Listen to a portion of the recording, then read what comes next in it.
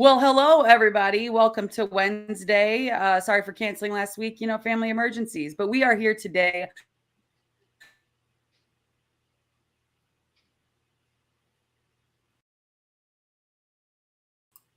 Beautiful co-host, Big. What up? Got Johnny and Nick. We met at the Fantasy Football Expo. What's up, fellas, from the East Coast over there? How's it going? Hey, yo. It feels great to be on this. This is something different. No, living it up, man. Living it up, bro. Hey, we got to mix it up, man. We get a little tired of hearing ourselves talk sometimes, so it's nice to mix it up a little bit. Why don't you guys do me a favor? Just introduce yourselves and let us know where we can find you and what you're into, Go ahead, Johnny. All right, yeah. Man, I'm co-hosting with my man Nick Wilcox on the Fantasy Football Show. We got a couple shows running every Tuesday night at 8 p.m. We run a waiver wire, start, sit, trade, kind of preview a little bit of Thursday night football. On Sunday, we answer start, sit questions. We got my man in the prop shop. He'll tell you a little bit more about that. And then we just kind of, break down some games from like over-under point standpoint or whatnot. But yeah, that's what we're about, man. I love that. And then Nick, obviously you guys are a tandem duo, but where can we find you at as well? At Nick_Wilcox25 on Twitter, X, whatever you want to call it. We got some, like Johnny said, he and I are a tandem. We're a tag team, best in the world. And we overall just we're grateful for the opportunity to be here, grateful to be spreading the wealth, and just thankful to be a part of, all things considered for fantasy football, because again, like, the expo being kick-ass as it was, like being able to stay in touch with a lot of people has been just amazing as well. So I'm grateful to be here. I'm sure Johnny is as well. So couldn't be more thankful enough. Absolutely. I loved meeting you guys. I basically just attached myself to you guys for the whole weekend. Like, these are my dudes. So, Biggs, I think a lot of people know where they can find you, but I know you're in a million places. Like, where can we find you this week? I know Breakfast with Biggs on Sundays is hot stuff. It's right. Start, sits, and all that. So, what else can... I hope I get to the point where I'm big enough that Tyler can stop asking questions. So... I just did a new thing today. I put everything. So I'm on so many shows on different channels on YouTube and all that stuff. I put everything right there in my header.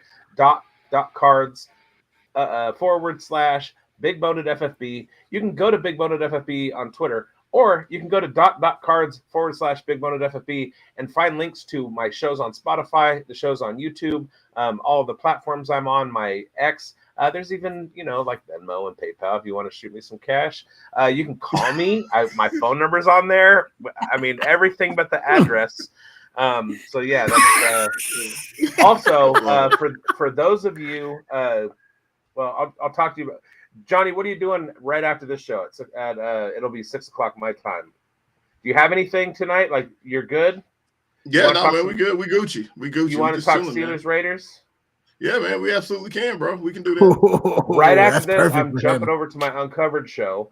My partner, Raider Damas, and I are going head-to-head with our guy, Marcus Gailey, who's the Steelers guy on Uncovered, and he's all alone. We don't want to, totally gang up on him, so you can come over there, guest with him, and we'll talk about this big Week 6 matchup. Sound good? Sounds great. So now you guys all have something to watch after this is over. Absolutely. I love it. That's awesome. Making connections here on Queen's Ransom. Queen's Ransom League, just so if anybody doesn't know, is an all women, of course it's fantasy football, all women fantasy football league that has some really heavy hitters in there. And it also has some I don't want to call them average because they're not, they're queens, but they're killing it. And they're going up against some of the big boys in fantasy football. So I'm going to go ahead and share. We've got our standings because I want to let everybody know where everybody's at. We try not to talk about where I stand in this league because, other people are more important and I'm not doing great. But Gina Noble, I don't know if you can see this very well, guys, but we got Gina Noble in first place. She's rocking out. That's not shocking. Yeah, not at all. She hated her draft. She drafted 12th and she hated it very, very much.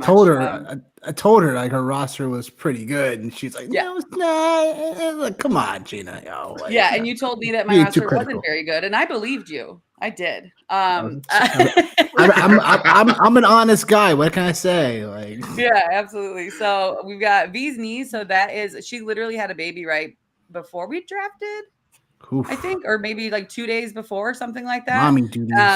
Yeah, second place, Kudos. Britt Flynn. Again, major heavy hitter. She's doing really well in Scott Fish as well. Fantasy Whoop football. it. Blondie came up quick on the come up. She lost a lot of running backs in the beginning of the season, and she's moving her way up. And then again, a lot of us are 2 and 3. We're kind of fighting for that 3 and 2, 2 and 3. So yeah, we got me at 6th, and then we're working our way down touchdowns and tight ends. You can catch them. They've been with us for the 3 years we've been doing this, and you can catch them on Tuesdays on their YouTube channel, Touchdowns and Tight Ends, and they just talk ball. It's not necessarily all fantasy, but they talk ball. And yeah, football chick chat. Find her on. We got her on TikTok and Instagram, and then Stepmom Lauren. Everybody knows Stepmom Lauren, and my sister-in-law Rachel dresses in salted pretzels. They're kind of hurting, so we'll see what happens. But I like that you think it's touchdowns. Yeah. TDs. TDs. Real quick, you guys, what's up? George. Oh, we got George Play in the house. Oh, well then. We got a friend. We got a friend. All right, everyone. Okay, should he pick up Juju? If so, should he drop Keon Coleman or Josh Downs? Is this for a standard league, George? Sounds like you know George. So let's see. Hit that up for us. Go ahead, Nick. Oh man, this is a little tighter than I would suspect because I like all these guys as stash plays at the moment. Yeah, I figured it'd be for a standard. Man, this is tough because on one end we have Josh Downs, who, if Flacco's not starting, you could drop him for the moment. I like Keon Coleman as a little bit more of a stash play at the moment because, you know, Buffalo's going to have to air it out soon enough. And, you know, Shakira should probably be a little more healthier this time around. But I feel like Keon Coleman's still a great stash for later on in the season. So I would drop Josh Downs for the moment if, and I mean if, Flacco is still the QB. If there's any hope of that moving forward, then my opinion changes. But I would say you could drop Josh Downs for the moment. Just maybe not make the move right away because Juju's on bye. So I would wait probably a little bit longer to see if Flacco's still going to be the guy, which he probably doesn't look like to be at the moment. But I'd say drop Josh Downs. Wow. Interesting. Wow. Biggs, I feel like I see your eyes wanting to say something. I can't really see your whole face. But I've got some thoughts on this. But real quick, go ahead and shoot out there what you're thinking. Well, of course, Juju led all Chiefs in targets last week, and everybody's hype on that. But Xavier Worthy still led in first down read looks. So Xavier Worthy's the guy that they're going to be running the offense through besides Travis Kelce. It's not going to be Juju. Juju happened to be open and unencumbered, but Xavier Worthy is ahead of him as far as who Patrick Mahomes is looking to. So I would hesitate on Juju. He does this every year. Like, he'll throw a game together where people will run to the waiver wire and grab him, and then he just disappears. Sometimes he'll have 2 games like that, whatever. But again, there's a bye week. You have time to make that decision. And with Rashee Rice totally out, it looks like they want it to be Xavier Worthy. So I would hold back on picking up Juju or dropping either of those 2 other guys. Yeah, for me, I think, Pittman's on IR now, so I'm a little. Yes, that's what I was waiting for somebody. I was waiting for somebody to be like, "Yo, what are we doing?" Like Josh Downs is somebody, bro. What are we doing? Yeah, I missed that. Yeah, between getting dinner ready and everything, that's what happens. Like, it happened out of nowhere. I literally, when I got the message, I was like, wow. Fantasy yes. football, I'm done. Well, the difference between me and Nick was Nick was cooking dinner, and I would sit down being like, my wife's like, "Yo, why are you so distracted?" I'm like, "There's been an injury that's happened," and I was going to trying to get Josh Downs or AD Mitchell, anybody I could, man, from that Colts passing game. So, but let's pump the brakes a little bit. Even though without Pittman, like, are we really trying to get enough of this Colts offense with Richardson at quarterback? Like I said, Flacco starts at quarterback. Yeah, I'm all over these guys. Richardson starting at QB though. It's not a slam dunk, people. It's not a slam dunk. Yeah, it's tough because of sticky. the quarterback situation. That's the only thing. But for me, I'm holding on Keon as well. I would like to keep him, stash him, and I am definitely interested in Downs. Obviously, wondering if Flacco's going to start. So it's a tough question, but I don't think you should drop either one of them for Juju right now, especially since Juju's not going to play. They're not playing next week. Now, if we're talking Alec Pierce, though, it's a little bit different story. I think we should be able to try to pick him up a little bit more. Look, I have not been a Pierce guy, but he's worth at least a pickup to see because we know Richardson's going to look to air the ball out deep to a deep receiver target. That's Adonai Mitchell or Alec Pierce. We know he likes to bomb downfield. All it takes is one. A very volatile position if you have to use him every week. But I would see about just at least picking him up and stashing and finding out what happens. And it's definitely, it's risky, but I totally get it. We've got Albert in the house. What's up? Biggs, I feel so bad. I'm just covering your face with text. I hate that. That's all right. All right, you don't exist. He's like, I'll get lower. Yeah, watch you ready. Okay, bye. Oh goodness. George says, thank you guys. All right. So that brings us into, we're going to talk about injuries, guys. Oh boy. So we've got Michael Pittman, possible IR, now is on the IR. That's annoying. And again, the quarterback situation there, I just don't understand how Flacco can perform like that. And then they're like, yeah, we're going to bring back AR. I know he needs to develop, but why risk it? Like, give it one more week, right? I don't know. What are your thoughts, Biggs? Or Johnny, go ahead. No, I think to your point, I think we're going to see like a different version of AR. I think he should be able to see the writing on the wall and what Joe Flacco was able to do. It was a fluke game last week, with the Jags, but as far as like their offense and what they've been able to do, like Joe Flacco has shown like in the last two stops that he's been at, he's been able to move both of these offenses. And the Colts are in a division that, the Texans now got this injury with Nico Collins that they're going to have to deal with. That's kind of like, where does that put them here over the next handful of weeks without him? And like, where's Joe Mixon at and stuff like that. So, for me, I think, hey, to your point, like maybe you give it another week to get AR completely healthy. And Nick, I agree with you, man. Like if he's playing, like it's the passing game doesn't look the same. Joe Flacco could still let it fly, for sure. So, yeah, man, I think AR, I think he's got to understand. And if he hasn't now, then like obviously moving forward, like it's got to be a thing. He's got to protect himself if he wants to be out there, and no JT as well. So AR, whoever the quarterback is more likely than not going to be the central piece of the offense moving forward until JT gets back, really, in my opinion.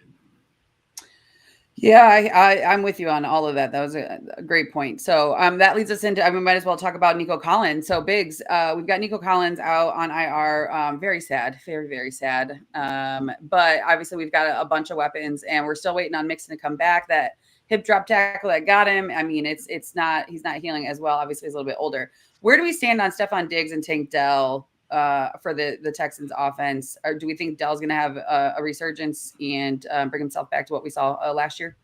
Yeah, because Nico Collins, the types of routes that he runs like routes in the intermediate and deep outs and deep ends. And there's nobody else on that team that does that. Tank Dell can. He's more fitted for the slot, which is why he's kind of been on the back burner since Stephon Diggs has been in there running slot routes. But Tank Dell last year caught a whole bunch of passes down the field, and I think that's what they're going to be missing with Collins out. Collins is the go-to guy and also the safety net, and that's hard to lose. And Tank Dell has shown he could be that dude, and I feel like Stephon Diggs is going to get a boost. Tank Dell is definitely going to get a boost. Dalton Schultz is going to get a boost. The offense just can't be stopped. It's just they don't have that lead guy anymore in Nico. You heard that. All right, Nick. What's going on over there? You talk about it. Oh man. I'm in a league that, sorry, this is a little off topic. I'm in a league that is so retarded. I hate to use that word. Hope I didn't offend anybody out there. Yeah, you're good. But my goodness, someone just gave up AJ Brown for DeAndre Swift in one of my leagues. Okay, that literally just happened. Is that what? Literally just breaking happened. news. Okay, so we're in shock. we're in the shock factor. I get it. No, Like, what is going on? Like, but I offered the guy Christian Kirk and Chase Brown, and he told me it was a bag of Skittles. Yeah. People taste the value rainbow. So yeah, Taste I'm the a little rainbow. concerned. It sucks because I was doing really well on injuries in my teams, and I'm just really sad to see Nico and Pittman go. I mean, obviously That's Pittman, rough. We only see them both go. That was really that's tough. But I think we'll see with them out. So let's head into. I mean, to get us back on track though, what does this do for the Texans offense? Well, this frees up Stephon Diggs a lot more. This definitely frees up Tank Dell more. The other pieces of this offense remains to be seen. Like Xavier Hutchinson is interesting, but not someone I'm looking to like immediately go grab unless I'm in a deeper format. It's really just good. We're gonna see what again. I think Tank Dell definitely deserves a rise. I think there was people like debating about really dropping him, and I'm like, really? That's crazy. But I think Stephon Diggs becomes alpha. And Tank Dell becomes obviously the second receiver here. I'm just not a big Schultz guy, never really was. That's why I made that face. But he could have opportunities to at least be potentially startable because the tight ends are just awful. Yeah. But yeah, if you lost Nico, that definitely sucks. I lost him in one league. I have plenty of receiver depth though. So, but it still sucks. Like, he was having a great year already. Same thing with, just like Rashee Rice, yeah. Well, let's talk about the run game real quick. We'll just briefly talk about, obviously it's not Cam Akers season. I don't think a lot of us thought it was going to be. I think we hoped if you were really desperate, Trash. maybe. But when we talk about, I do not want to butcher his last name, Dare Ogumawale. There you go. Yeah. There we go. Congratulations. Yeah. Dario. So we talk about him. Let's see, it was 15 for 30 rushing, 6 for 7 receiving. I like him in the receiving, with especially with Nico going down. But I mean, do you think? I mean, deep leagues. I think you might have to start him this week. That might be a flexor that you have to. Is now? Obviously, we had waivers last night, but if he's still sitting there, I mean. The only thing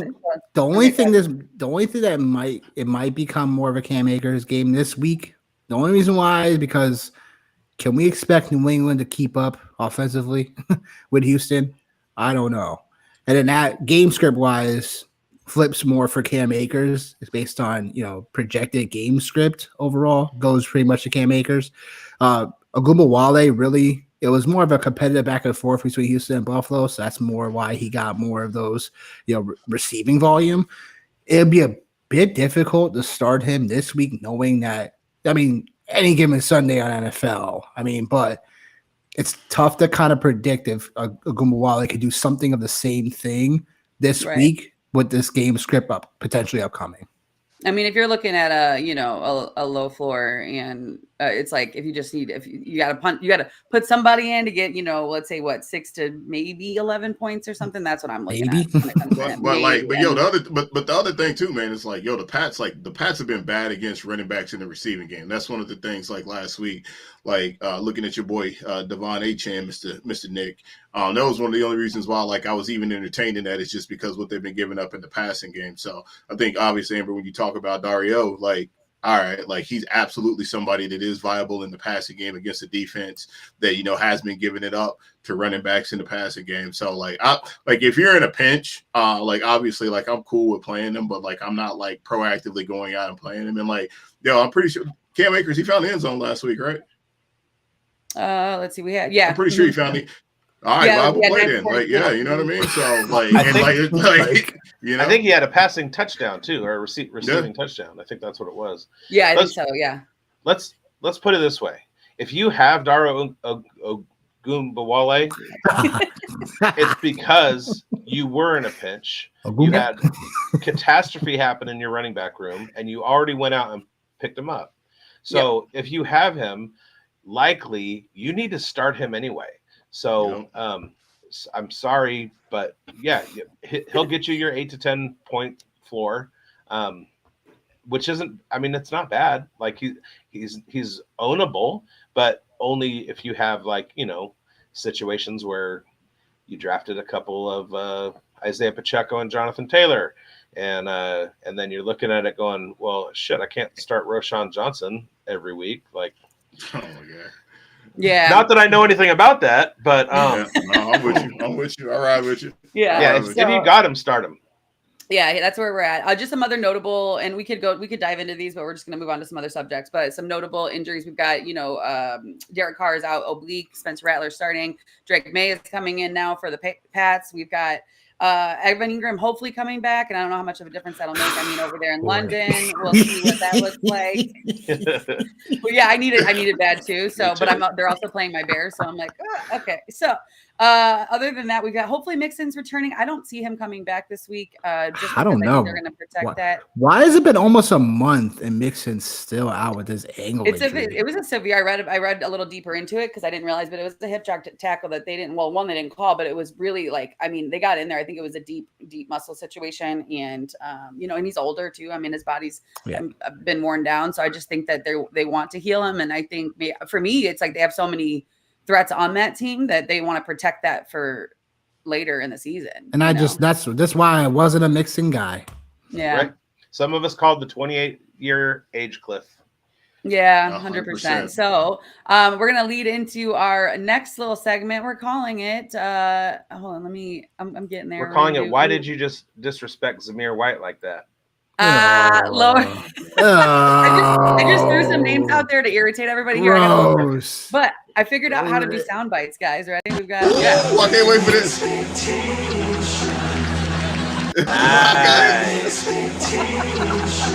Little Mad TV, guys. Lowered expectations. Love Mad TV. Oh. Yeah, Little Mad TV. That's like one of my favorite segments in that show. But where do we stand? Let's talk about the Jets real quick. I know this is a big topic, obviously, with the South firing. Breece Hall. Where's my paper bag at?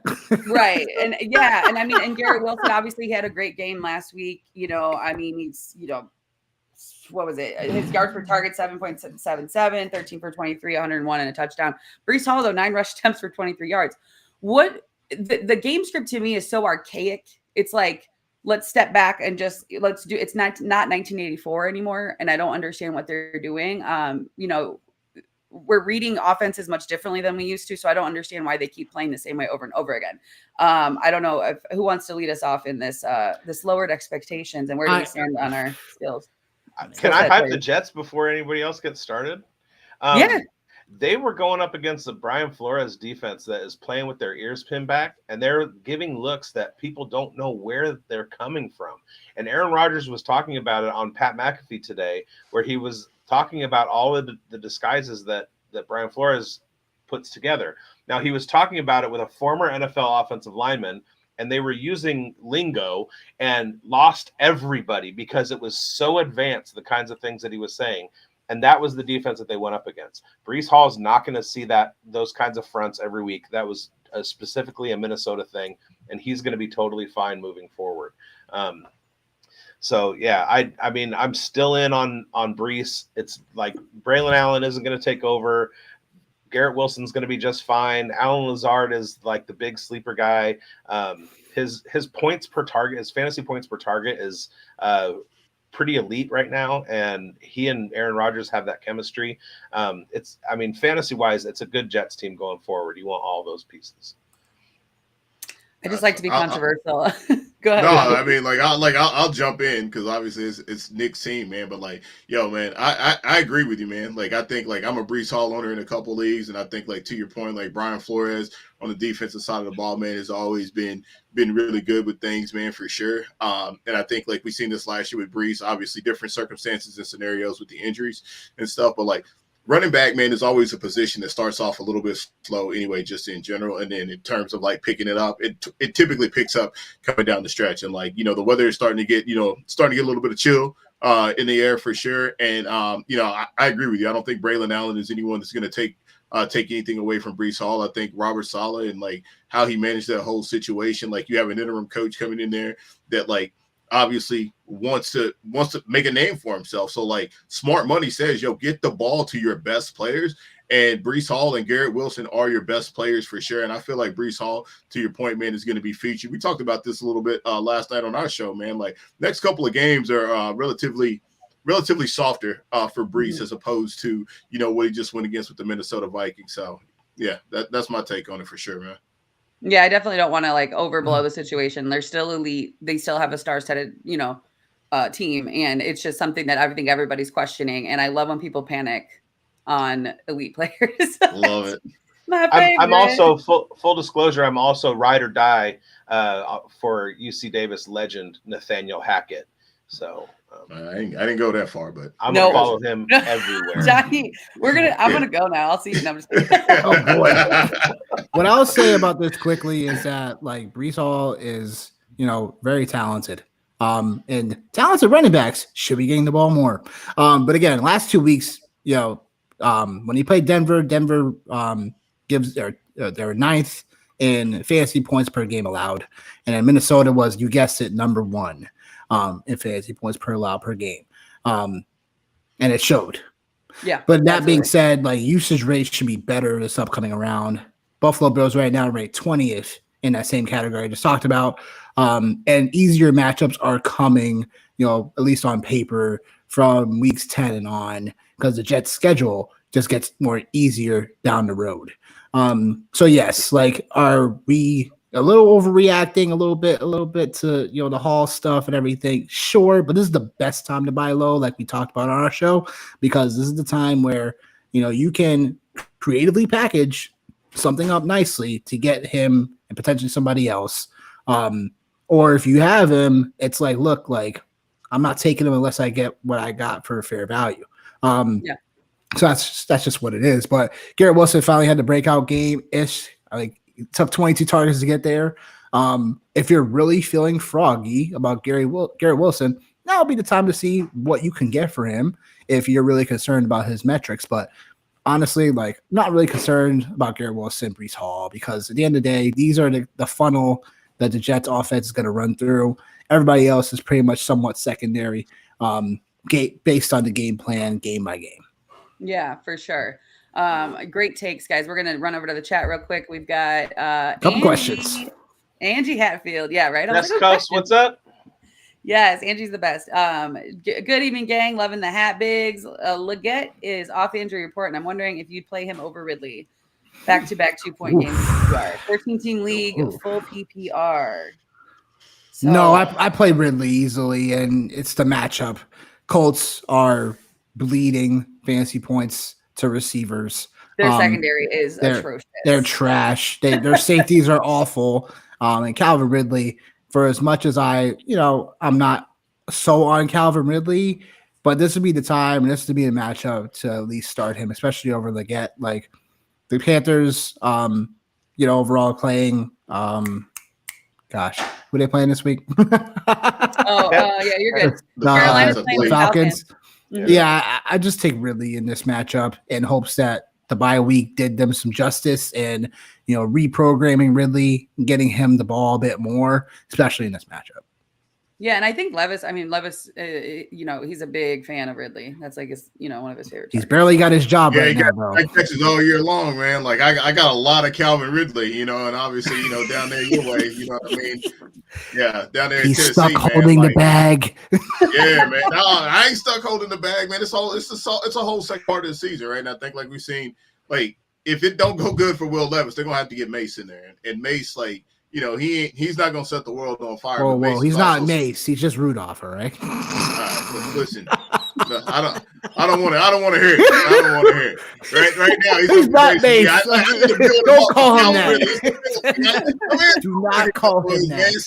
Stop.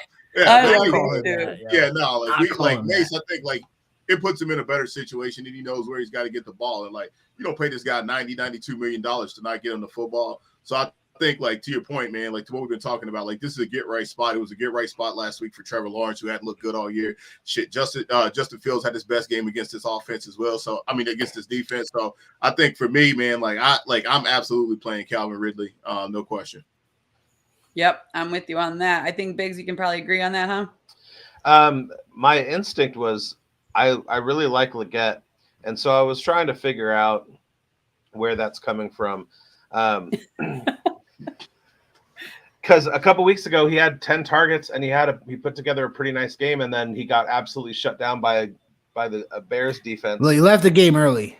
Left the game early with a question about a Yeah. shoulder injury. There, okay. Yeah. There you Yeah. go. That's So what it was. happened. Yeah. So Yeah. if he's healthy, I like him again. I feel like they unlocked what they can do with him, and Atlanta's not great against slot receivers. So we know what we get with Ridley, and that's what an average one spike game, and then like 2-3 points a week. So I'm willing to take a chance on Liggett because I mean, why not? Angie, I hope that helped. I just for me temporarily until I see, that I know that Leggett's healthy. I have to roll with Ridley just because of the touchdown, opportunities for him. I think red zone opportunities. That's like I know that's scary, but yeah, go ahead. Kind of like with Anthony Richardson coming in, Josh Downs, all that stuff. If Lee gets hurt, if he's banged up, go with Ridley. But if Lee gets, I feel like going forward, they have a plan with Liggett, and I think he's going to be doing just fine. Heard that. All right, we got Jacob Sens. He said, "Do you think it's realistic to try and trade JSN plus Pittman for Shakir for a wide receiver like T. Higgins or BTJ?" JSN. Yeah, that'd be interesting. I would say that I don't think you need to do JSN and Pittman Jr. at the moment. I know he's on the IR. If you don't have an IR spot, that gets a little bit more interesting, but I would just stash Pittman Jr. for the moment because, again, we don't know if Richardson is going to still keep this job overall moving forward because, look, like we've seen what Flacco can do. He still got it somehow. But, yeah, look, I think JSN or Shakir for T. Higgins would be interesting because that's more T. Higgins, what I would say has more floor than BTJ. But BTJ obviously has the high ceiling and he's been doing really well. I'm just hoping the rookie wall doesn't hit him soon enough. But I would say I would explore this, but these receivers are somewhat all in the same-ish tier a little bit. Yeah, they're right there. So it's kind of like, you're kind of just, unless you're trying to free up some roster overall positions for you, like I guess it makes sense to go from JSN is a little bit more shoddier, even though he has an okay role in Seattle, but it's, all these receivers are somewhat bundle up together. So, I mean, I don't hate the idea of trying to get under some of the receivers you got for a T. Higgins or a BTJ. I would explore it, but it's not something I would press hard for. Yeah, I think like T. Higgins, he's obviously been playing a lot of snaps, running a lot of routes. Like he was somebody I was all over last week, for sure. And I think like the Cincinnati Bengals are in a place where like they are now officially fighting for their life. So like they are like I think like if there's anybody on the screen that really pops out to me, it's T. Higgins. And then obviously like for me, like Khalil Shakir is somebody that you've seen not necessarily his direct impact on not being there on Sunday, but he plays a large role in this offense for the Buffalo Bills. And like without him, Josh Allen was absolutely lost. So I'm with Nick, man. Like I wouldn't necessarily push for it for sure. And like if I was, then like maybe I would lean more towards like the JSN Pittman side versus the Shakir side. And maybe trying to get T. Higgins versus BTJ. I think BTJ, like I love him, man. I think like dude's definitely a baller for sure. But I think there's just a lot more questions about that Jacksonville Jaguar offense and Trevor Lawrence moving forward versus Joey B, aka Slim Shady, and T. Higgins.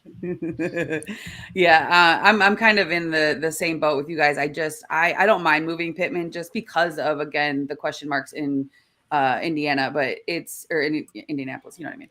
And I don't mind moving JSN at all, but the Higgins does pop out. I love BTJ and it's just a questionable situation as well, but he's a monster though. If it's redraft, like I Dynasty, I'm like all about it, but redraft, I'm like, I prefer Higgins more, I think, in this current situation. What do you think, Biggs? I feel like we also need to see how the return of Evan Ingram is going to affect this offense. Yeah. Brenton Strange has been okay, but he's not really taking a whole lot away from what the receivers are trying to do. And Evan Ingram's entire role takes away from what the receivers are trying to do. So, which with some of the routes that BTJ is running, that might even like make him pop even harder. He's got a real high fantasy points per target rate as well. So he would be my target in all of that. I feel like he's more of a focus, as a wide receiver one than T. Higgins is. I love T. Higgins, but he's also got Jamar Chase on that in that wide receiver room. If you could do, but see, I love JSN too. If you did it, JSN and Pittman for either one of those, I think is totally fine. But I think you're going to be okay without them too. Yep. I like holding on to Shakir for sure. Just because it is Josh Allen, regardless of what happened, last week, but it's still Josh Allen. He's still good. Right. All right, cool. So we hit that guy. We're gonna hit who do we got? RGQ. Thoughts on Mooney Najee for Ramondre? And then he asked down a little further. For my question, do you think that trade is possible to go through? So I think it's possible, but whoever's giving up Mooney Najee is giving up too much. Yeah. Why would you give up Mooney? Way too much. If you can, Mooney's on one right now, man. Yeah, and I'm like, somebody saw it coming. Yeah, you did. He's been talking. All right. Producer. He has been. I'm so glad too because Mooney deserved better than the Bears gave him. So he's so dead, unfortunately. Sorry, Amber. What'd you say? I said he definitely deserves so much better. So much. Everybody deserves better than Chicago. What Chicago gives them, it's fine, including me. Damn. Oh, man. We're all in actually the Steelers are doing great. Like the rest of us are kind of in a funky boat. It's fine. But yeah, Mooney Najee, if that's you giving that up, don't give it up. So I don't mind. Let me talk about Ramondre for a second. I've watched this Raiders offense for the last couple of years go through a couple of different very similar situations with different quarterbacks where you had a quarterback that was limited in moving the ball down the field and it allowed the defense to focus on what was happening in the run game. And as soon as another quarterback came in and was able to get the ball down the field, it opened things up for the running back. So in 2023, Josh Jacobs was being stifled with Garoppolo on the field. Aiden O'Connell came in. Suddenly, Jacobs was good again because the defense couldn't focus on him. And then when Aiden O'Connell came in, or when Zamir White came in to spell Josh Jacobs, he had a great last 4 games. This year, a similar thing is happening. The Raiders can't run because Gardner Minshew can't throw the ball downfield, and they're just seeing stacked boxes all over the place. The Patriots are in a similar situation. Ramondre's efficiency is being totally undercut by the fact that Jacoby Brissett doesn't do anything for that offense. But with Drake May coming in and Drake May's rushing profile, he's going to make it so that offense is more spread out. I think Ramondre is going to have a much, much better second half of the season than he has had in the first half. So I don't have a problem with looking to try and acquire Ramondre. I think that's actually a pretty good move because he's a huge buy low candidate right now. But Mooney's exactly the guy that you don't need to move to go do that. Absolutely. Cookie. That's a good point. Love that. All right, so we're gonna go. We got Apple Cod. Hey y'all, what do you think about this trade for Travis Etienne and Madison for Jordan Addison and Kareem Hunt? KOC, baby. I get to call it out one time. God, yo. Swear if I hear it one more time. KOC, baby. KOC. I love Kevin O'Connell, man. And you lucky I can't mute you. I love what he's about, man. Offensively for sure. So like for me, like I look at this trade. And, when you say KOC, who are you talking about? Kevin Let's O'Connell, let people man. know. No, Kevin O'Connell, baby. Kevin O'Connell. Making sure people know. At first, I was like, "Who?" Yeah, no, I love it. KOC, man. But no, like I look at this, man, and like I think obviously Andy Reid trusts Kareem Hunt. I don't think he's going to get 20-something carries every single week, right? But like obviously, like when they get to the red zone, Kareem Hunt is going to be their guy. Jordan Addison, I was a big fan of Jalen Naylor earlier on in the season. Still am of a talent, but like obviously Jordan Addison is now going to be getting that run. You got Hawk. The window has got to be getting ready to open up for him at some point in time. So I just feel good about where this Vikings offense is at. And I feel good about like Kareem Hunt being a guy that like you can plug and play as like, potentially RB2 or a flex. Madison, I don't trust that guy as far as I can throw him. I am a Travis Etienne fan. I just don't think that, again, like talking about the Jacksonville Jaguars and their situation, I just don't think this is the year for him or for that offense. So if you can get Addison and Kareem Hunt, man, I'll greenlight this trade for sure. Yeah, I'm super into it. I'm along the same lines with you on Jordan Addison and Kevin O'Connell. Kareem Hunt, and I've been saying this, when he was in Kansas City before his incident, like he was the guy. And then they had to pivot when all that happened, obviously. And now they've got him back, and he knows who he's working with. He doesn't really have to get to know the team, whatever. So Travis Etienne, I love Travis Etienne as well, but the decreased snap percentage, right? We've got an increased workload for Tank Bigsby. I think they're really moving towards that. We're going to work Etienne less like they said they were. They're literally sticking to what they told us. So I'm going to give pause on this trade for the moment. And it's only because Addison and Hunt are both on bye this week. First of all. Second of all, I know it looks bad for the Jaguars. I know it looks bad for Etienne. But Etienne's still a guy that I think that you still need to hold on to. I think that it only takes one better blow-up game to kind of put all the Bigsby stuff away. I think you need to stand pat for the moment with Etienne. Would you trade Madison straight up for probably Addison? Yeah. Because look, like Madison's still the guy right now in Raider country, which is still a decent thing to have, even though it's I still think with Madison he's starting to rekindle a little bit. If I don't talking to a fellow Raider fan over here, but I'm about to say, man, I honestly think just like look, I'm not moving Etienne just yet. I'm gonna stand pat. I'm gonna wait for the next blow up game for Etienne. Then I look to find out my options. Like he was talking about, he's nervous about because Pacheco's going to be coming back, and he definitely will be soon enough. Because then what does that do for this backfield again? So it's, Kareem Hunt looks all great for the moment, but now he's on bye, and get him maybe for like 2 or 3 more weeks after that. Yeah, that's fine. But it's more like Etienne's still an all-around back, and I'm not looking to give him up at the moment. Okay. Etienne has had a very down year so far, and he's still in the top 24 running backs. We were talking about this with Schulte because he's a Jags fan. So we were talking about it on our show. And essentially what you have is a situation where Evan Ingram hasn't been able to – his being out hasn't opened up the Jacksonville offense yet. Oops, sorry. On top of that, Etienne he's an outside zone runner, and his points come from breaking 20-yard runs, breaking 30-yard runs, leading the NFL in plus 30 and plus 40-yard runs. Tank Bigsby is a between-the-tackles kind of runner.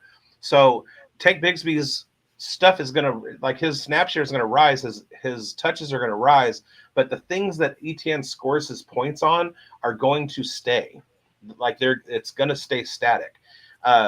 And once that offense starts cooking the way that we have imagined it was going to with all the talent that's out there, Etienne's role is going to open back up. He's going to start seeing more yards per carry, more yards per reception. And I mean, Madison isn't it. Like his efficiency is like he has. Get him out of there. Zamir White has actually been more efficient as we're not going there yet. Madison has a couple of like big plays. I'm not saying Zamir White has been good by any means, but Alexander Madison has been even worse, save for a couple of big plays that have broken or whatever. So when you watch him run, he just like he's not it, and the Raiders want Zamir White to be the guy anyway. He does. They do. Yeah, they do. Oof. Man, talk about a guy in the basement for too long. Ugh. Well, what they're looking at is the performance dingy. When everything was going right, what Zamir White was doing versus everything that's been garbage this first 5 weeks, and he was hurt last week. He's dealing we'll get it. I don't want to cut you off, but we'll get into Zamir in our when we touch on the segment a little bit. Real quick though, if you haven't hit that like and subscribe, please do hit that. And then also, if you have questions and there's nobody on, we got shows every day, but if there's nobody on here, we got a whole app that you can go on and ask all the questions that you want. I'm going to drop. We are here. We are here. FantasySportsAdvice.com, offering the best fantasy sports social media platform. Why join endless Discord communities or the trolls of Reddit? Fantasy Sports Advice is a community designed to help you win with 24/7 support. Go to FantasySportsAdvice.com and become a pro member for unlimited access. Again, go to FantasySportsAdvice.com today.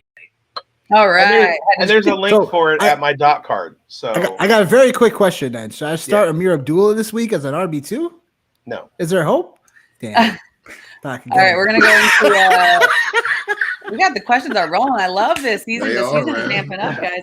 All right, so we got Cam Cummings, and he's hold on, let me try to figure this out. Okay, half PPR. Just got offered I give James Conner and get Devontae. I'm 4-1 with Bijan, Conner, Javonte, Pacheco, Hunt as RBs. T. Waddle, Keenan, and Addison. Bijan, Conner.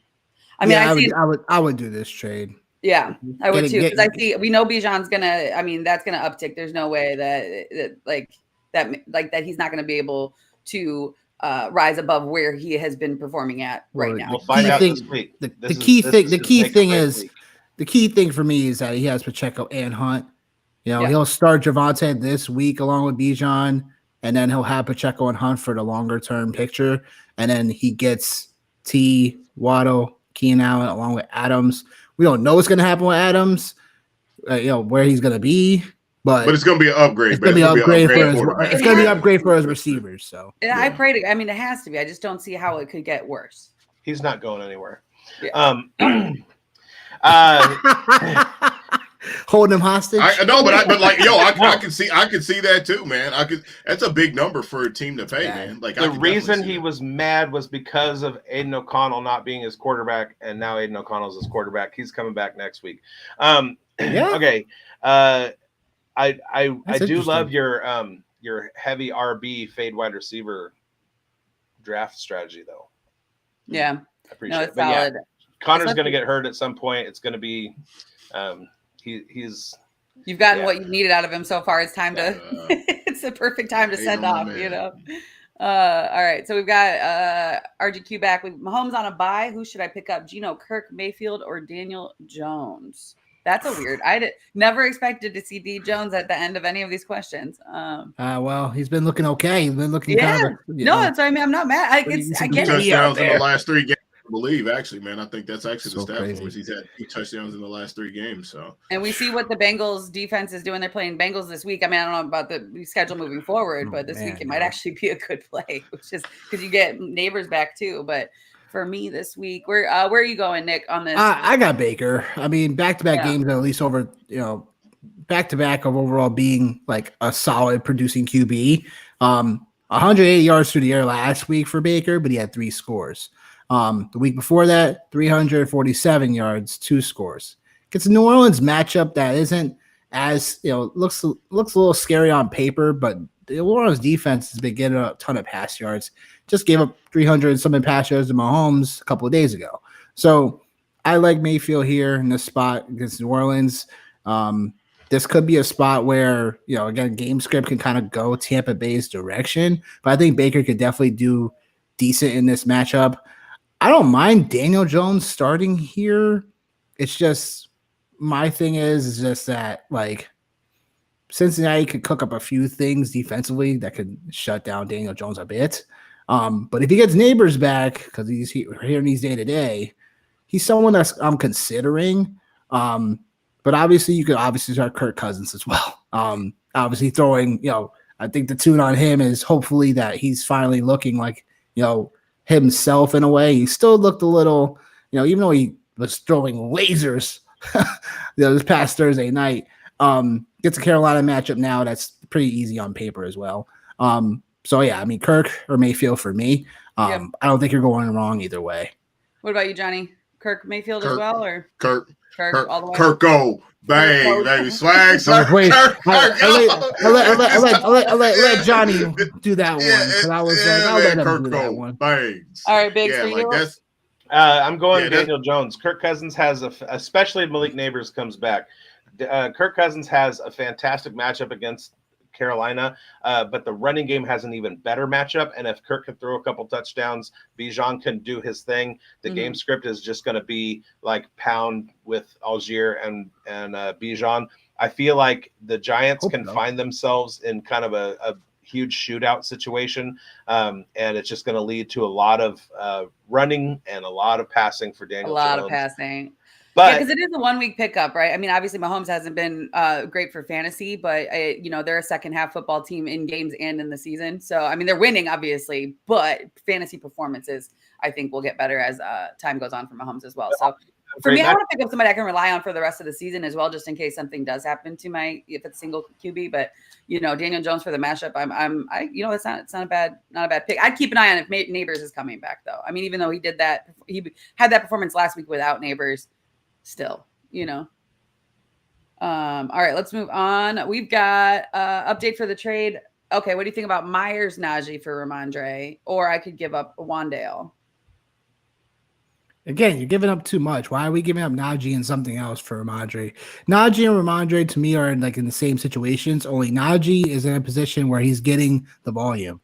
Ramondre Stevenson, he's been looking still looking decent, even though there's all this talk about him getting benched for Gibson, stuff like that. I'm not sure why we're doing Najee and something else for Ramondre. I like that. Yeah, and the other thing, with Najee too, man, is at some point, Jaylen Warren's gonna come back, and they're gonna unless something dramatically changes with Pittsburgh. That. Yeah, unless something changes, Jaylen Warren is gonna have to start to become a factor in this offense. And I think, I'm a Najee truther. He is what he is, man. He's 4 yards in a cloud of dust. I know he previously had I think it was over the last 2 years or maybe even last year, he led the league in explosive runs. That ain't happening this year, and that ain't happening. So I don't know, man. I'm kind of at a meh with Najee right now. If you got him, you got to play him, obviously, from the volume perspective for sure, and hope this offense picks up. I think kind of to the point you were talking about, Biggs, just as far as the passing game and the quarterback opening things up. Justin Fields in reality should have opened this thing up big time for Najee. The Steelers have some offensive lines concerns as well. And I just think overall, just as a pure runner in a vacuum, I'm definitely taking Ramondre. Pains me to say, but I'm definitely taking Ramondre just in a vacuum overall, man. Heard that. All right, let's keep it pushing, guys. We got this is Applecott talking about the Kareem Hunt Addison trade. Pacheco probably coming back. That's what makes him nervous. That's understandable, but I feel like Addison's just a win there anyway. And if you need to get through the games until Pacheco comes back, I'm okay with it. That's where I stand on that. But Corey, Nick. My guy, Corey. All right. We got a Twitch question. Okay. Who we got? Nice streaming guy. I actually love this game and I really wish we could play together. Okay. Never mind. I didn't read that. We got some Twitch spam in the chat. Me too. I wish I could play that game too. All right. Is Pittman a drop? Most likely going on IR, which he is. And his matchups later in the season are tough, especially if AR comes back. I was still, if you have an IR spot, even if you don't have an IR spot, you still want to look to hold on to him. Or train him. Why would you ever drop somebody like that? Yeah. See what you can get for him. Hey, people are dropping Mark Andrews for whatever reason. It's just okay, I'll stash him up every time. I'll stash him. See what happens. And then RDQ back on this. So I'm thinking about Ramondre and the touchdown upside. Absolutely. I can't do 2 for 1 for Ramondre right now. I was trying to see if I could get one of those receivers straight up for Stevenson, like Wandale, see if someone will bite on that. Yeah. But honestly, it just doesn't feel right giving up Najee and a receiver for Stevenson. Okay, and then we got also, it might help that I need to drop one of these players anyway, trying to get a trade done to free up a bench spot. Okay, so he's got to free up a bench spot, which makes sense, but don't don't pressure the situation. Yeah. Okay, well, that's going to lead us into the National Scrubs Day, guys. We don't want scrubs. Yeah. So we're going to talk about who do we feel like are scrubs. I'm not saying that they all are. Do we feel like we're going to have a nice little discussion about that right after this? One case in a career where you go all in. This is it. All right. What you do is proud. Because I don't want no scrubs. Really? No. We don't want no scrubs. I was singing during the break. I was over here catching a vibe over here. Right? I was I didn't take it all the way through. It's literally a karaoke version. If anybody's watching, there's no copyright issues. Thank you. But all right, so I threw some random names on the list, and again, I think a couple just to kind of get it a little spicy in here. But for me, one of my been a scrub to me is Deshaun Watson. I think it's very clear. If you still have him on your team, what are you doing? You took mine. Yeah. So we already know that one was easy. That's very, very easy. So I'm going to give it to you guys to be a little tougher. Biggs, who is your scrub that you're feeling like not droppable, but you're upset? Like where's it at? Where are you at with that? Curtis Samuel. The hell, man. God, I feel that. Yeah. I was so high on his 8th year breakout. Yeah, me too. Nothing.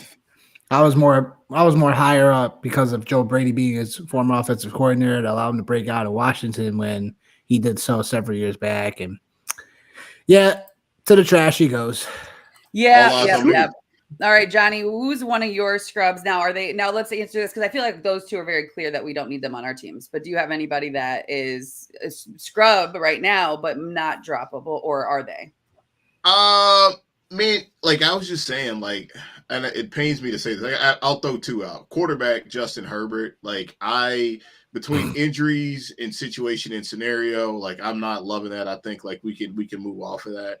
And man, like I'm starting to get a little concerned about Najee. Like I'm starting to get a little bit concerned about him just because like he doesn't have any touchdowns right now.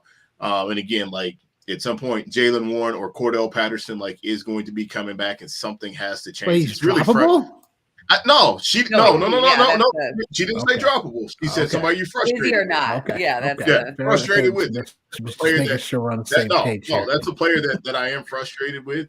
Yeah, for sure. And then obviously goes without saying, I don't have any shares of Mark Andrews, but I'll tell you, I'll actually throw a guy out and then I'll shut up. Sam Laporta is very frustrating right now. It's very frustrating with Sam Laporta because you probably took him maybe in the 3rd round. And I think the last time I looked, he was like maybe in the 20s for like tight end and PPR formats, man. So obviously like that's not a good ROI.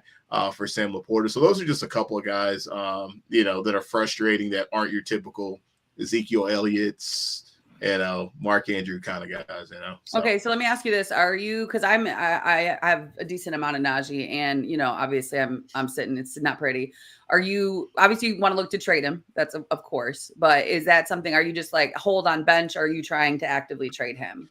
I'm holding on. Like I'm holding him. I've got him in a couple leagues. But like also too, like I have the luxury in the league that I have him in. I also have Jordan Love, Derrick Henry, Malik Neighbors. So like I'm fine like overall, but it's just frustrating, for fantasy managers when you have a running back who is in a run heavy offense, who, was projected to get the volume, who again had led the league in explosive runs, crazy as that may sound. And then all of a sudden you throw Justin Fields into the equation, who had been a dynamic and still is a dynamic fantasy football player. And, what I like to call the next generation of quarterbacks, and you're not getting that type of production. It's just a really frustrating space to be sitting at. But right now it's frustrating with Najee. He did the same thing last year. He kind of came on in the second half. So like, if you got him, you got to hold on and hope that's what happens. But it's just really frustrating to be owning him right now. I hear that. All right, Nick, who is your scrub, droppable or not?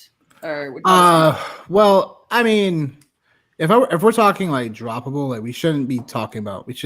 Zeke Elliott's washed. We already know that. Yeah, we already right? knew that. My point is, I think for anybody new or anybody who's learning, Zeke is on my list just because he should not be on your shouldn't be on your rosters. Shouldn't be on your roster. If he is, go get someone else. Period. Yeah, seriously. And the story. I have a tough time with a couple of guys. Like now, granted, it's because the situation has changed. Jalen Waddle obviously is frustrating to have. You have him now. Look, I avoided that because of last year when he just kept on getting in and out, dinged up, and then coming in and out of games. It was very frustrating to own him last year.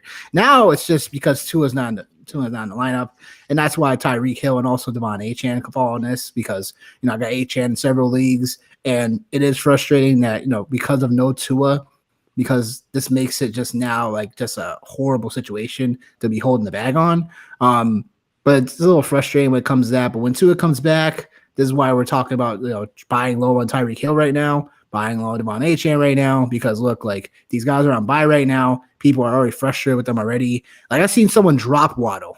I'm like, what? Yeah. Like, Yeah. so that's crazy in itself. I've heard a lot of analysts speak about dropping Waddle, which is crazy. That's to me crazy. That's still, wild. yeah. It's don't still, listen to those people. Waddle. People that are listening to the chat to the show right now, make sure you guys come to the show, our show, the fantasy football show, so we could guide you in the right direction because there's a lot of noise out here in these streets. And so big, real quick, we got to wrap up, but I want to get back to Zamir White real quick. Now, I just know people are frustrated with him.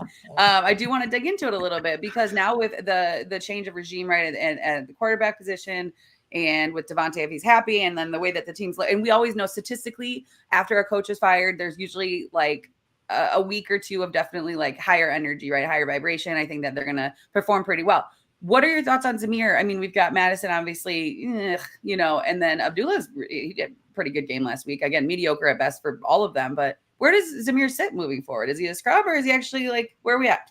He's absolutely droppable, but you're going to want to pick him up again in about 3 weeks. Heard. But he'll still be there. He's still going to be there. He's not going anywhere. Yeah. But he should have a better second half if my analysis has any validity whatsoever.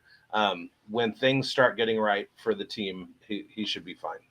But yeah, and that's not going to happen for a little while. So just cut bait.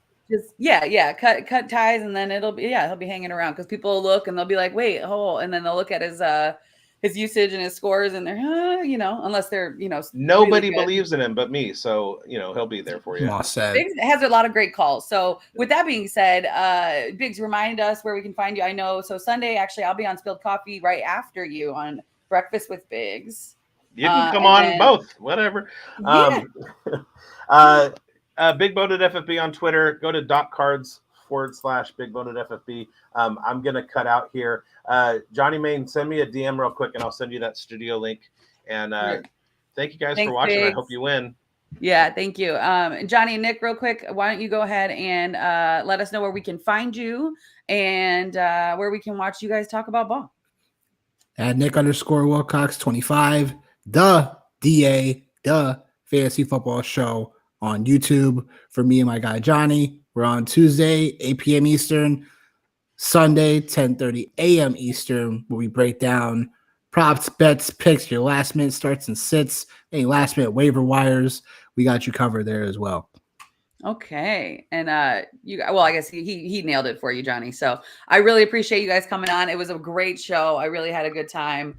And then Angie says goodbye as well. And then hopefully, I'll get you guys on another week, or I can come on and join you guys as well. That would be a good time. All right, guys, we don't want no scrubs. If you have any questions, go ahead and go to the Fantasy Football Advice Network app. We're there all the time answering questions. See you later.